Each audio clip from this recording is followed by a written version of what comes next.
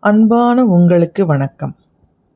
மலைபுரிந்த மன்னவன் தன் மகளை ஒரு பாகமாகக் கொண்டு அலைபுரிந்த கங்கை தங்கும் அவிர்சடை ஆரூரானை கொன்றை மாலையும் மதியும் சூடிய மழபாடி யானை காண்பதற்கே நாம் கண்கள் பெற்றிருக்கிறோம் என்று கூறும் ஒரு பாடல் உங்களுக்காக.